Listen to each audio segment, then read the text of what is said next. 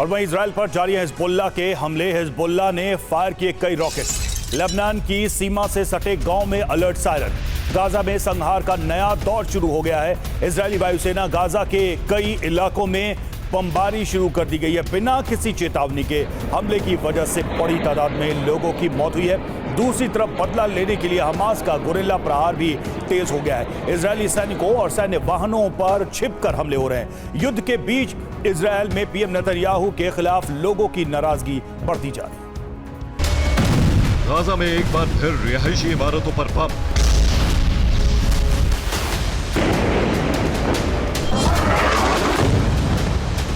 अल Qassam brigade के हमलों के बाद की बौखलाहट में गाजा में बड़े पैमाने पर संहार किया गया। बेत लाहिया इलाके में एक इमारत को बम से गिरा दिया गया।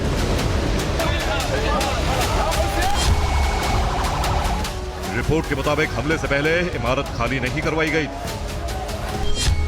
गाजा में 24 घंटे में 111 लोगों की मौत हो चुकी। उत्तरी गाजा में 70 लोगों की मौत हुई। राफा में भी इजरायली सेना ने बमबारी की। इजरायली वायुसेना का दावा है कि जबालिया में सर्च ऑपरेशन के लिए मौजूद सैनिकों को हवाई हमले से मदद की गई। हमास के बदले का एक्शन भी जारी। तमाम तलाशी अभियान के बाद भी हमास का गुरिल्ला प्रहार जारी।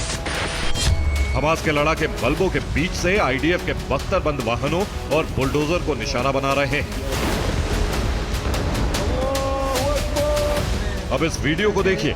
इजरायली सैनिक एक फ्लैट की तलाशी ले रहे हैं, सरेंडर करने की चेतावनी दे रहे हैं, लेकिन तभी अचानक सैनिकों पर गोलियों की बरसात हो जाती।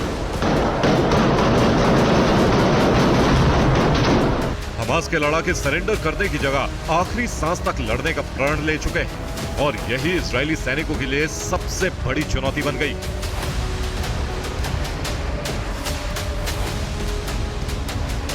हमास के लड़ाके इमारतों में स्नाइपर गन के साथ तैनात हैं और बहुत दूर से इजरायली सैनिकों को टारगेट कर रहे हैं। हमास के ऐसे हमलों की वजह से ही इजरायल के नुकसान का ग्राफ तेजी से बढ़ रहा है। ये उन इजरायली सैनिकों की तस्वीरें हैं जिन्हें हमास के स्नाइपर ने अपना निशाना बनाया। ये सभी गाजा के बेत लाहिया इलाके में स्नाइपर हमले का शिकार बने। इन हमलों के बीच गाजा से बंधकों की रिहाई मुश्किल होती जा रही। नेतन्याहू गाजा में पूरी ताकत लगा रहे हैं, लेकिन देश में नेतन्याहू के खिलाफ गुस्सा बढ़ता जा रहा है। राजधानी तेल अवीव में फिर सरकार के खिलाफ प्रदर्शन हुआ।